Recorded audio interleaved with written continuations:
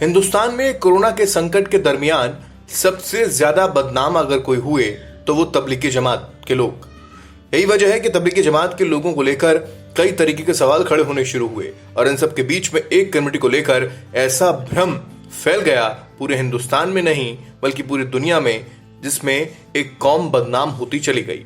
हालांकि इन लोगों को बचाने के लिए या फिर इस कौम को पाक बताने की कोशिशें कई मर्तबा की गई, लेकिन चंद दुकान चलाने वाले लोग बार बार तबलीगी जमातियों की गलतियों पर पर्दा डालने की कोशिश करते रहे, लेकिन कोई भी ऐसा नुमाइंदा सामने नहीं आया जो मौलाना साद को लेकर दो टूक शब्दों में उसको गलत ठहराए और उसके साथ साथ उसके बताए हुए कदमों पर न चलने की अपील करे।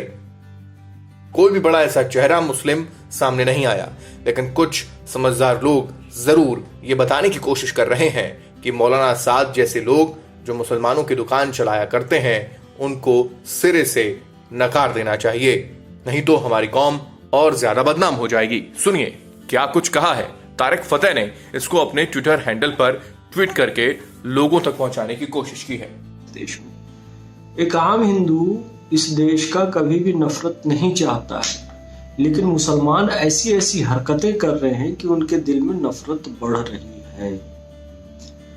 पहले तो बहुत सारे किस्से थे, सीए, एनआरसी, याकूब मेमन, भारत तेरे टुकड़े होंगे, पाकिस्तान और तमाम तरह की नीच हरकतें ये अकबरुद्दीन ओवैसी, असदुद्दीन ओवैसी, आजम खान ने जितनी अति करना था उतनी अति किया और मुसलमान उस समय भी उनके खिलाफ कुछ नहीं बोले। और आज जबकि भयंकर महामारी कोरोना चल रही है तो ये मौलाना साद जैसे लोग ये मुसलमानों के प्रतिनिधि नहीं है। मैं बारंबार कह रहा हूँ, खुद भाग गया, फरार है, क्वारंटाइन में है और एक आम गरीब मुसलमान जो फल का ठेला लगाता है, ये मौलाना साद के किए हुए काम का फल उस गरीब को भोगना पड़ रहा है। मौलाना साद जहां कहीं भी हो गिरफ्तारी दो।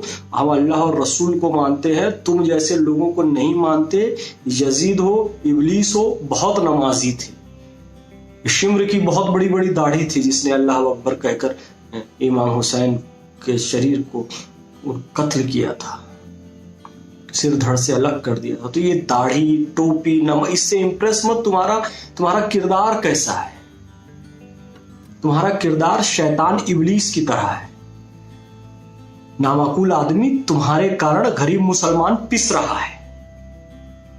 मस्जिद आ जाओ, अल्लाह बचाएगा तुम्हें, मस्जिद मरने से अच्छी कोई। तो तू मरना, बाकी मुसलमानों को क्यों मरा रहा है? उल जलूल तरीके देकर, नबी की सुन्नतों से अलग चलकर, कुरान शरीफ से अलग चलकर। शैतान की औलाद हो तुम लोग। मुसलमानों को परेशान करके रख दिया तुमने। पूरा हिंदुस्तान का मुसलमान भुगत रहा है।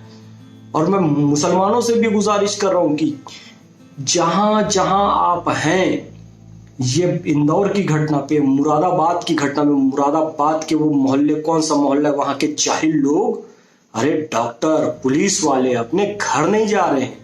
अपने घर जाते हैं 10 मीटर दूर खड़े रहते हैं घर से, अपनी बच्चियों को, अपने बेटों को दूर से निहारते हैं क्योंकि वो तुम्हारा इलाज कर रहे हो। तुम नामाकुलो, एहसान फरामोशो, डूब के मर जाओ तुम।